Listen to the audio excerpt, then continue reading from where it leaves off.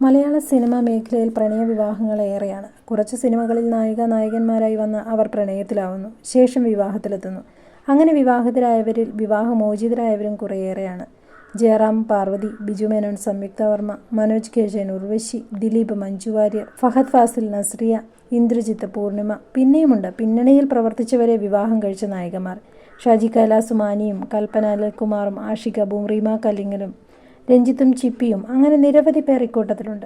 ഇവരിൽ 95% ജോഡികളുടെയും പ്രണയം ലൊക്കേഷനിൽ അറിഞ്ഞിരുന്നു. ചുരുക്കം 1-2 പേർ മാത്രമാണ് മറ്റുള്ളവർക്ക് പിടികൊടുക്കാതെ പ്രണയം തുടർന്നത്. അക്കൂട്ടത്തിൽ പ്രധാനികളായിരുന്നു ദിലീപും മഞ്ജു വാര്യരും. പ്രമുഖ സംവിധായകൻ കമൽ ഇപ്പോൾ ഇതേക്കുറിച്ച് പറഞ്ഞിരിക്കുകയാണ്. കമൽ പറഞ്ഞ ചില സംഭവങ്ങൾ ഇപ്പോൾ സോഷ്യൽ മീഡിയയിൽ വലിയ രീതിയിൽ വൈറലായി മാറുകയാണ്. മധുരനമ്പരക്കാറ്റ് സിനിമയുടെ സമയത്താണ് സംയുക്ത ബിജു മേനോൻ പ്രണയം തുടങ്ങിയത്. അതിൻ്റെ തുടർച്ചയാണ് മേഘമൽഹാർ. ഇവരുടെ പ്രണയം ആ സിനിമയെ സഹായിച്ചിട്ടുണ്ടാവും. സെറ്റിലെ പ്രണയങ്ങളൊക്കെ സാധാരണ ഞാനും ക്യാമറാമാനും ചേർന്നാണ് കണ്ടുപിടിക്കാറുള്ളത്. അവരുടെ ചില പെരുമാറ്റം കാണുമ്പോൾ തന്നെ നമുക്കത് മനസ്സിലാകും.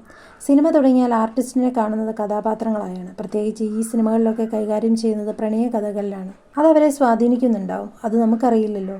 അതിൻ്റെ ഒരു റിഫ്ലക്ഷൻ നമുക്ക് കിട്ടും.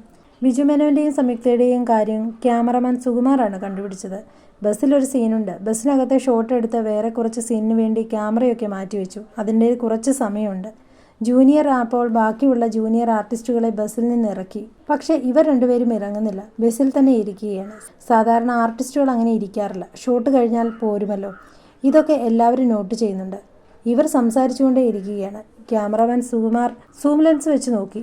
ലിപ്സും മൂവ്മെൻറ്റ്സ് ഒന്നും മനസ്സിലാകുന്നില്ല, പക്ഷേ രണ്ടുപേരും സംസാരിക്കുന്നുണ്ടെന്ന് മനസ്സിലായി. അവൻ ക്യാമറയിലൂടെ എനിക്ക് കാണിച്ചു തന്നു. അപ്പോൾ തന്നെ മനസ്സിലായി. പിന്നെ ഞങ്ങൾ അറിഞ്ഞതായൊന്നും ഭാവിച്ചില്ല. ബിജുവിന് കാര്യം മനസ്സിലായി.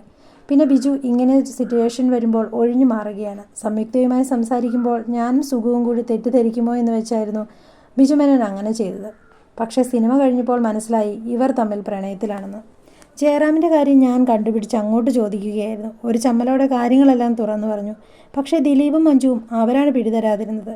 എത്രയോ കാലമായി അസിസ്റ്റൻ്റായി എൻ്റെ കൂടെ ഉണ്ടായിരുന്ന ആളാണ് ദിലീപ്. എന്നിട്ടും ദിലീപും മഞ്ജുവുമായി പ്രണയത്തിലാണെന്ന് മനസ്സിലാക്കാൻ എനിക്ക് സാധിച്ചില്ല.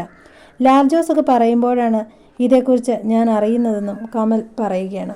ദിലീപും മഞ്ജുവും ഒരിക്കലും ലൊക്കേഷനിൽ അത്തരമൊരു സംശയത്തിന് അവസരമുണ്ടാക്കിയതായി എനിക്ക് ഓർത്തെടുക്കാൻ സാധിക്കുന്നില്ല എന്ന് അദ്ദേഹം കൂട്ടിച്ചേർത്തു. അത്രയും രഹസ്യമായി തങ്ങളുടെ പേഴ്സണൽ ലൈഫ് കാത്തു സൂക്ഷിച്ച ദിലീപിൻ്റെയും മഞ്ജുവിൻ്റെയും പേഴ്സണൽ ലൈഫാണ് ഇന്ന് മലയാളികൾ കൂടുതലായി തിരയുന്നത്. ഇതാണ് ഏറ്റവും ശ്രദ്ധിക്കപ്പെടുന്ന കാര്യം. അതേസമയം കാവ്യയും ദിലീപും തമ്മിലുള്ള പ്രണയം കാലങ്ങളോളം ചർച്ച ചെയ്യപ്പെട്ടു. ലൊക്കേഷനിൽ എല്ലാവർക്കും അറിയാമായിരുന്നു. ഏറ്റവും ഒടുവിൽ തെളിവടക്കം മഞ്ജു അത് കണ്ടുപിടിച്ചതാണ് എല്ലാവർക്കുമിടയിൽ ഏറെ ചർച്ച ചെയ്യപ്പെട്ടതും അവരുടെ ജീവിതം തന്നെ മാറി മറിഞ്ഞതും.